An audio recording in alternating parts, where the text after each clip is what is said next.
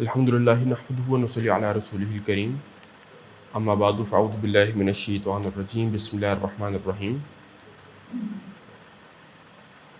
قال اللہ تبارک و تعالی کما ورد فی سورۃ البقرہ والصابرین فی البأساء والضراء وحین البأس وقال تبارک و تعالی وَلَقَدْ أَرْسَلْنَا نُوحًا إِلَىٰ قَوْمِهِ فَلَبِثَ فِيهِمْ أَلْفَ سَنَةٍ إِلَّا 50 عَامًا فَأَخَذَهُمُ الطُّوفَانُ وَهُمْ ظَالِمُونَ وقال تبارک و تعالی إِلَّا الَّذِينَ آمَنُوا وَعَمِلُوا الصَّالِحَاتِ وَتَوَاصَوْا بِالْحَقِّ وَتَوَاصَوْا بِالصَّبْرِ رب اشرح لي صدري ويسر لي أمري واحلل عقدة من لساني يفقهوا قولي اللهم أرنا الحق حقا وارزقنا اتباعه وأرنا الباطل باطلا وارزقنا اجتنابه آمین یا رب العالمین۔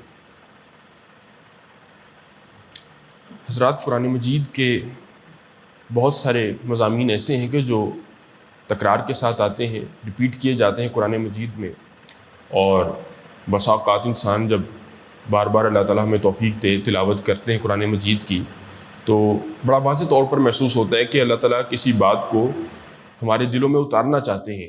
ظاہر ہے کہ یہ مقصد ہوتا ہے کسی بات کو بار بار دہرانے کا، مختلف پیرایوں میں، مختلف واقعات کے پس منظر کے اندر ایک ہی چیز کو ہمارے اندر اتارا جا رہا ہوتا ہے۔ کوئی بھی شخص جب دین کی طرف آتا ہے تو جس کو ہم کہتے ہیں کہ اس کو شعور آیا ہے، محسوس ہوا ہے کہ میں نے اب دین پر چلنا ہے، میں نے اللہ تعالیٰ کی شریعت کے مطابق زندگی گزارنی ہے، تو دو چیزیں ہیں شعوری اسلام کے اندر۔ پہلی چیز، اپنا دو نسبتیں آپ کہہ لیں کہ انسان کو ان کا احساس ہو جاتا ہے، ہوتی وہ پہلے سے ہیں لیکن احساس ہو جاتا ہے، اور یہی وہ دو نسبتیں ہیں جب کوئی شخص دائرہ اسلام میں داخل ہوتا ہے تو اس کو ان دونوں کا اقرار کرنا پڑتا ہے، دل سے ماننا پڑتا ہے۔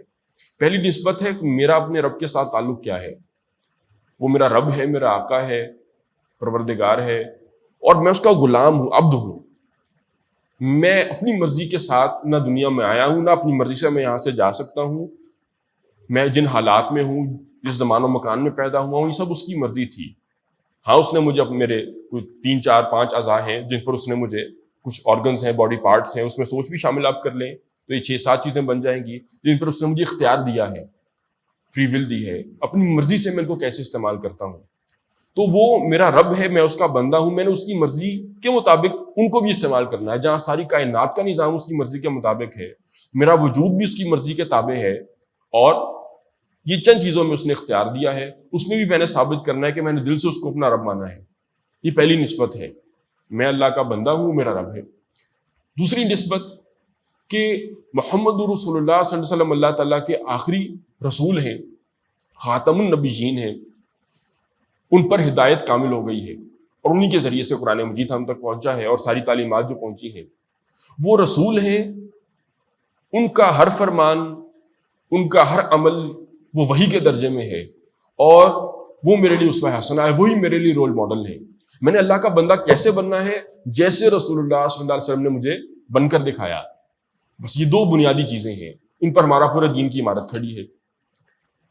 اللہ تعالیٰ کے ساتھ تعلق اور رسول اللہ صلی اللہ علیہ وسلم کے ساتھ تعلق۔ لیکن یہ ایک عام سیدھی سی بات ہے، دیکھنے میں بھی آتی ہے، ہم سب اپنے گربانوں میں جا کے ہم محسوس کریں گے کہ اس اقرار کے بعد اور اس احساس کے باوجود کئی دفعہ ہم دین کے اوپر چل نہیں پاتے، استقامت نہیں اختیار کر پاتے۔ بڑے بڑے دینداروں سے بھی اور نیم مذہبی لوگوں سے بھی، شریف النفس لوگوں سے بھی کئی دفعہ بڑے بڑے بلنڈر ہو جاتے ہیں، بڑے بڑے گناہ ہم سے ہو جاتے ہیں، اور گناہ ہوں گے وہی، آپ اگر غور کریں، ایک تو وہی ہمارے 5 6 اعضاء ہیں، انہی پہ اختیار ہے۔ کوئی شخص یہ نہیں کہہ سکتا کہ میں نے اپنی گردن سے کوئی میں نے گناہ کر دیا یا اپنے گھٹنے سے گناہ کر دیا، ان پہ تو اختیار ہی کوئی نہیں ہے ہمارا۔ یہ تو خراب بھی ہو جائے تو دعائیں کر دیں، یا بالآخر ہم کہ اللہ تعالیٰ علاج بھی کر رہے ہیں، کوئی اس کی اصلاح کر دے، ٹھیک کر دے ہمارا اس کو خراب ہو گیا اگر، تو وہی زبان ہے، آنکھیں ہیں، کان ہیں، ہاتھ ہیں، پاؤں ہیں، یہ اور اپنی کچھ خواہشات ہیں، انسان کیسے ان کو ایگزیکیوٹ کرتا ہے، اور انسان کی سوچ ہے۔ انہی کو ہم نے دین کے مطابق لانا ہے، اللہ تعالیٰ کی احکامات کے تابع، اور رسول اللہ صلی اللہ علیہ وسلم کی سنت کے سانچے میں اس کو ڈھالنا ہے۔ لیکن یہ ہو نہیں پاتا ہمارے سے۔ بات شروع جہاں سے ہوتی ہے تو بڑی آسان سی لگتی ہے، اللہ کو رب مان لیا، رسول اللہ صلی اللہ علیہ وسلم کو اپنا رسول مان لیا، اللہ کا بھیجا ہوا آخری پیغمبر مان لیا۔ وہ چیز جو رکاوٹ بنتی ہے وہ کیا ہے؟ یہاں سے میں نے بات شروع کی کہ قرآن مجید میں بعض مضامین ایسے ہیں جو بڑی تکرار کے ساتھ آتے ہیں، لیکن وہ کئی دفعہ محسوس ہوتا ہے کہ شاید کوئی اتنی اہم بات نہیں تھی, اللہ تعالیٰ نے بار بار اس بات کو اتنی دفعہ دہرا دیا, ایک ہی بات سینکڑوں دفعہ قرآن مجید میں آ گئی, اور گیون دیٹ کہ یہ آخری کلام ہے, قیامت تک کوئی اللہ کا دوسرا پیغام نازل نہیں ہونا, دوسرا رسول, آخری کوئی مزید رسول نہیں آنا, تو ہر لفظ قیمتی تھا, ایک ہی بات ریپیٹ کیوں کر دی گئی؟ تو پھر احساس ہوتا ہے جب ہم اپنے آپ کو دیکھتے ہیں, ایمانداری کے ساتھ اپنا جائزہ لیتے ہیں. انہی مضامین میں سے ایک مضمون ہے جس پر میں تھوڑا سا آج گفتگو کرنا چاہ رہا تھا, وہ ہے صبر. صبر کا اصل میں تو ترجمہ ہے پرزیویرنس, عام پھر آج کل کی اصطلاح میں پیشنس بھی کہہ دیا جاتا ہے. ذرا غور کیجئے گا, ہمارے جتنے بھی معاملات میں ہم صراط مستقیم سے ڈیویٹ ہوتے ہیں, ہٹتے ہیں, وہاں کہیں نہ کہیں آپ کو صبر کی کمی نظر آئے گی, اپنی ذات کے اندر, معاشرے کے اندر, لوگوں کے اندر, بڑوں میں ہوں یا نوجوانوں کے اندر ہو, میاں بیوی کے اختلافات ہوں یا باس امپلائی کا ریلیشن شپ ہو, وہاں پر یہ بے صبری ہوتی ہے. آپ کا ذریعہ آمدن حلال تھا, لیکن اب اس میں آپ نے کوئی آؤٹ آف دا وے جا کر کمانے کی کوشش کی ہے, حرام کے اندر بھی ہاتھ ڈالا ہے, اب وہ کیا بے صبری ہے. اس کو ویسے تو ہمارے علماء نے بڑی ترتیب کے ساتھ بیان کیا ہے, صبر کی اقسام, اس کو بھی اپنے ذہن میں ایک دفعہ لے آئیں, پھر اس کے بعد معاشرے کا جائزہ لیں. سب سے پہلے تو اپنے آپ سے شروع کرتے ہوئے, تو آپ کو واقعتاً محسوس ہوگا کہ ایسے نہیں اللہ تعالیٰ نے ایک بات کو 3 دفعہ دہرایا. اس میں سے یہ 2-3 مقامات میں نے تلاوت کیے, ذرا ان کا ترجمے سے بات شروع کر لیتے ہیں. سورۃ البقرہ کے اندر مشہور آیت ہے آیت البر, نیکی کی حقیقت وہاں بیان کی گئی. لیس البر ان تولوا وجوہکم قبل المشرق والمغرب, نیکی صرف یہی نہیں ہے کہ تم اپنے چہرے کو مشرق یا مغرب کی جانب پھیر لو, ولکن البر من آمن باللہ, بلکہ حقیقی معنی میں تو نیک شخص وہ ہے کہ جو اللہ پر ایمان لائے, والیوم الآخر والملائکۃ والکتاب والنبیین. نیکی کی حقیقت پر بات ہوئی, بات اللہ تعالیٰ نے عقائد سے شروع کی ہے. عقیدہ سب سے پہلے ٹھیک ہوگا تو کوئی عمل اللہ کے ہاں نیکی بن سکتا ہے, ورنہ کوئی نیکی نہیں ہے. اللہ پر ایمان رکھے, رسول پر ایمان رکھے, رسولوں پر ایمان رکھے, اور اس کے بعد کتابوں پر ایمان رکھے جو رسول لے کر آئے ہیں. پیغامبر تبھی ہے جب وہ پیغام لائے, وہ کتابیں اللہ تعالیٰ کی, قرآن مجید محمد رسول اللہ ہم پر لے کر آئے صلی اللہ علیہ وسلم. اس کے بعد آخرت کے دن پر ایمان رکھے. یہ بنیادی عقائد ہیں, ان پر جس کا یقین نہیں ہے اس کا اللہ کے ہاں کوئی عمل نیکی نہیں بن سکتا. اس کے بعد اللہ تعالیٰ نے بتایا لیس البر ان تولوا وجوہکم قبل المشرق والمغرب ولکن البر من آمن باللہ والیوم الآخر والملائکۃ والکتاب والنبیین وآتی المال علی حبہ ذوی القربى والیتامى والمساکین. اور وہ شخص اپنا مال خرچ کرتا ہے اس مال کی محبت کے باوجود مسکینوں پر, یتیموں پر, ضرورت مندوں پر گردنوں کے چھڑانے میں, اور وَأَقَامَ الصَّلَاةَ وَآتَى الزَّكَاةَ. اور تیسرے نمبر پر اب ذکر کیا, اس کے بعد ذکر کیا, اور نماز قائم کرتا ہے, زکوٰۃ ادا کرتا ہے. وَأَقَامَ الصَّلَاةَ وَآتَى الزَّكَاةَ وَالْمُوفُونَ بِعَهْدِهِمْ. اور وہ لوگ کہ جو اپنے وعدوں کو پورا کرتے ہیں, اذا عہدوا, جب ایک دفعہ زبان کر لی, قول و قرار ہو گیا, معاہدہ ہو گیا, تو اب اس کو پورا کریں گے, اس کو نبھائیں گے. جس کی زبان نہیں ہے اللہ کے ہاں وہ نیک نہیں ہے, یعنی کہ جو اپنی باتوں پر پورا نہیں اترتا وہ نیک نہیں ہے. حدیث میں آتا ہے, رسول اللہ فرماتے ہیں صلی اللہ علیہ وسلم کہ اگر کسی شخص نے اپنے بھائی سے کوئی رقم ادھار لی, جیسی ضرورت پڑتی ہے لے لیتے ہیں کہ یہ تھوڑے سے پیسے دے دیں, 5,000 دے دیں, کوئی 50,000 دے دیں, میں انشاءاللہ آپ کو ہفتے میں, مہینے میں, یا کوئی بھی وقت مقرر کر دیا, میں آپ کو واپس کر دوں گا. اب یہاں تک تو دیکھیں کوئی اس میں برائی نہیں ہے, بلکہ دین میں یہ بھی ہے, قرآن مجید میں بھی ہے کہ بھائیوں کی مدد کرنی چاہیے. کوئی ضرورت مند ہے, اسی آیت میں بھی آ گیا, پھنسا ہوا ہے کہیں پر, اس کی مدد کرنی چاہیے. قرض کے بوجھ تلے دبا ہوا ہے, مدد کرنی چاہیے.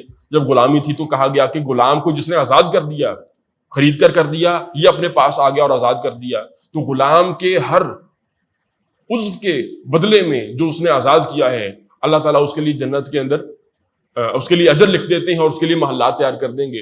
یہی وجہ تھی کہ صحابہ نے پھر کبھی رکھے نہیں, ان کو آزاد ہی کرتے رہے. لیکن اگر کسی شخص نے اپنے بھائی سے رقم لی, حضور نے فرمایا, اور نیت یہ رکھی کہ میں جب وقت آئے گا واپس کرنے کا ترخا دوں گا, نہیں دوں گا, ٹال مٹول کروں گا, تو فرمایا کہ ایسے شخص نے اپنا ٹھکانہ جہنم میں بنا لیا. لیکن ہمارے ہاں ہم جانتے ہیں کہ ان چیزوں کو, معاملات کو خاص طور پر ہم کوئی زیادہ توجہ اہمیت دیتی نہیں ہے. یہاں پر شاید ہمیں سمجھتے ہیں کہ ہمیں اوپن لائسنس ہے, معافی تلافی ہوئی جانی ہے. بہرحال واپس آئے وہ آیت کے جس حصے پر میں آنا چاہ رہا تھا, وَالصَّابِرِينَ فِي الْبَأْسَاءِ وَالضَّرَّاءِ وَحِينَ الْبَأْسِ. اور خاص طور پر وہ لوگ نیک ہیں کہ جو صبر کرنے والے ہیں, فقر و فاقے میں بھی اور جنگوں کی حالت میں بھی. یہ 2 انتہائیں ہوتی ہیں کہ جہاں پر انسان کے صبر کا پیمانہ لبریز ہو جاتا ہے. بھوک ہے, اپنی برداشت ہو جاتی ہے, اپنی اولاد کی برداشت نہیں ہوتی. کسی طرح انسان کوشش کرتا ہے کہ بہوک اور بیکروک صحیح طریقے سے غلط طریقے سے کچھ ہاتھ میں آئے اپنے بچے کا پیٹ پال لوں. اور جنگوں کی حالت میں، حالت جنگ ہے، وہاں پر بھی اسلام کے اندر جتنے سخت وار لاز ہیں اور جتنے ڈسپلنڈ وار لاز ہیں، تاریخ انسانی کے کسی بھی سیولائزیشن کے اندر آپ کو اس کے قریب کی بھی کوئی چیز نہیں ملتی. وہ تو پھر مزہ آتا ہے جب انسان پڑھے، اپنے دین کو بھی پڑھے اور لوگوں کے نظریات کو بھی پڑھے اور سنے کہ جنگ بھی ہو رہی ہے. کسی معصوم پر آپ زیادتی نہیں کر سکتے. معصوم انسان تو انسان، آپ کسی گھر کے باہر درخت لگا ہوا ہے آپ اس کو اکھاڑ نہیں سکتے. یہ اسلام کے اندر جو پھر سختی ہے وار لاز کے اندر، کوئی پناہ طلب کر لے اس کو پناہ دے دی جائے، اس نے جو بھی زیادتیاں کی ہیں کوئی بات نہیں. اگر وہ کہتا ہے میں آپ جنگ ختم کرنا چاہتا ہوں، آپ کو اختیار نہیں ہے کہ آپ جاری رکھ سکیں. ایک مستقل مضمون ہے ہمارے ہاں جو اصل میں جس کو کتاب السیر کہا جاتا ہے، فقہ کے کتابوں میں پورے چیپٹرز ہیں. آپ نے لفظ سنا سیرت، ہم سب جانتے ہیں سیرت النبی. سیرت النبی کے عنوان پر ہم کیا پڑھتے ہیں؟ رسول اللہ صلی اللہ علیہ وسلم کی زندگی.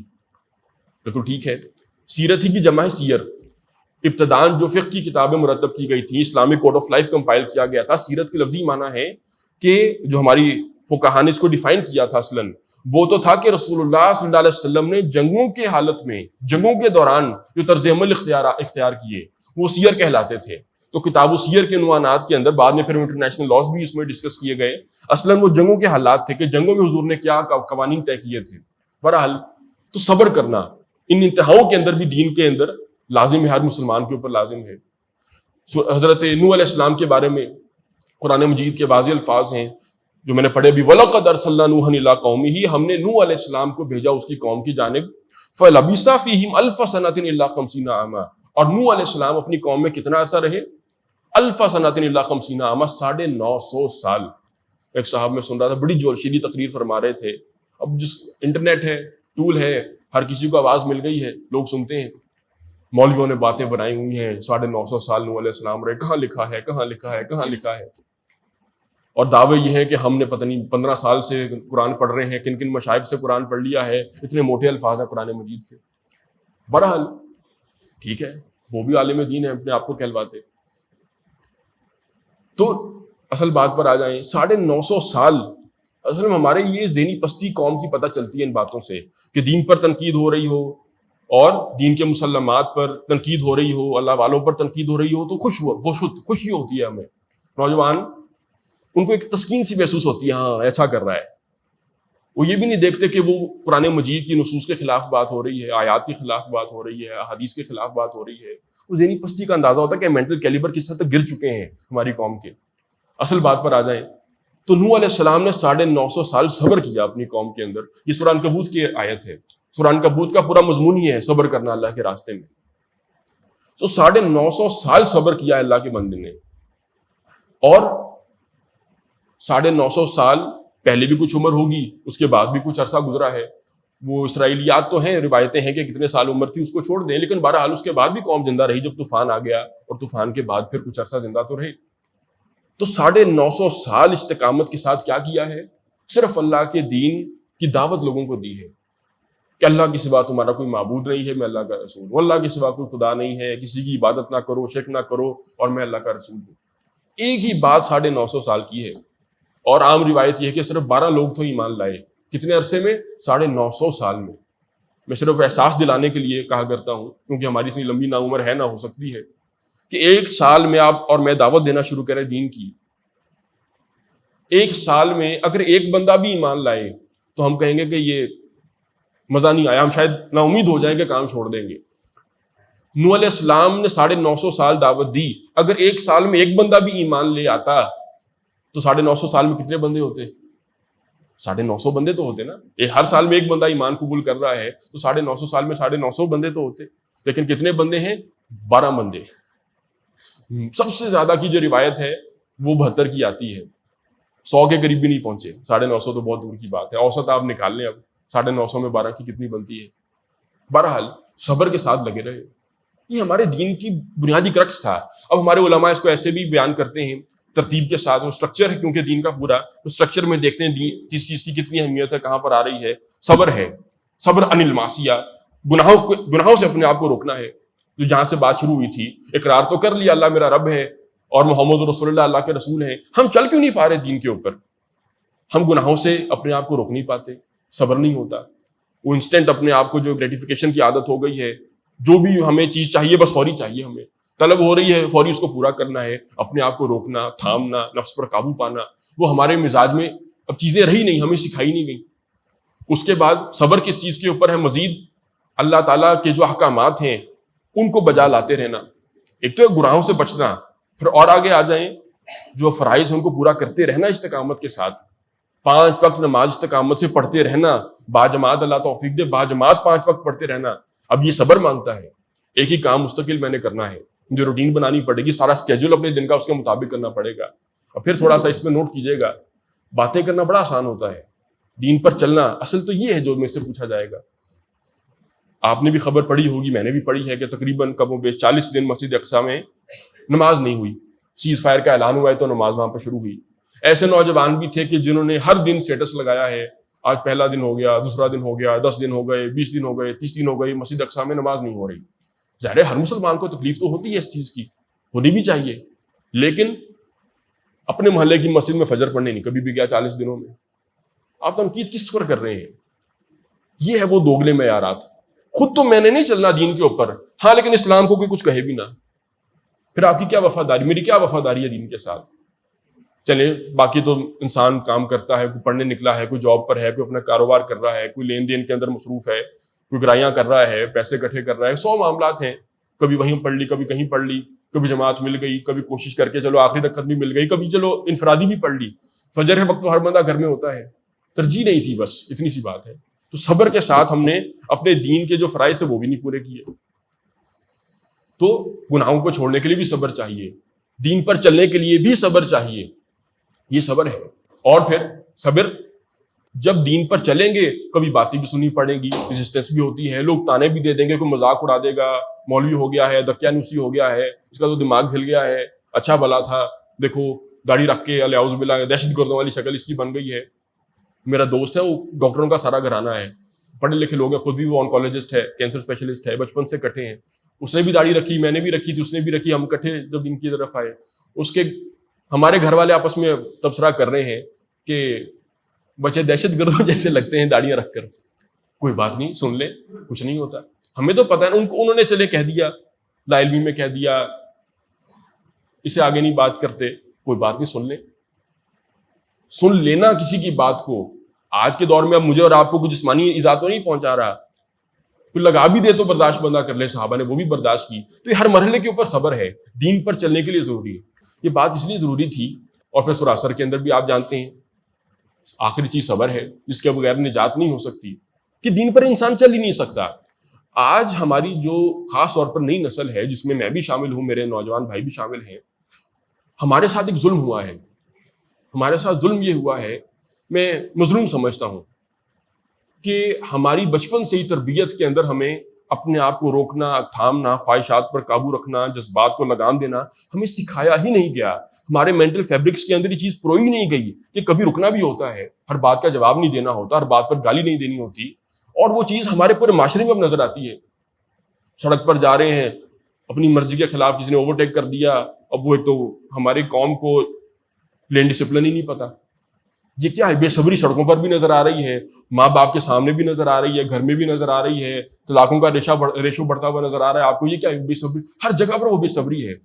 ویسی ایک بات کرتا ہوں اپنے گربانوں میں بھی جھانکوں، آپ بھی جھانکیں، اور اگر میں اس پر قسم کھا کر بھی کہوں تو شاید میں حانث نہیں ہوں گا کہ ہمارا نوجوان جو یونیورسٹی میں پڑھتا ہے، وہ کسی بھی دنیا کی اسلامک سیمینری میں چلا جائے، اسلامک اسکول میں چلا جائے، کسی دارالعلوم میں چلا جائے، کسی بھی سبق میں جا کر بیٹھ جائے، وہ 15 منٹ ٹک کر بیٹھ نہیں سکتا۔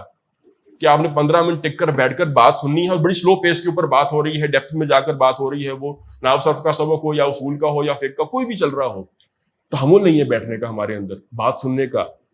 تو یہ چیز ہے اصل میں، واپس جہاں سے بات شروع ہوئی تھی وہیں پر ختم کرتے ہیں، کہ شعور جب انسان کو آئے یا وہ دین کے اندر داخل ہو تو 2 چیزوں کا اقرار ہے، 2 چیزوں کی گواہی ہے، اللہ میرا رب ہے، میں اس کا بندہ ہوں، اور رسول اللہ صلی اللہ علیہ وسلم اللہ کے آخری رسول ہیں۔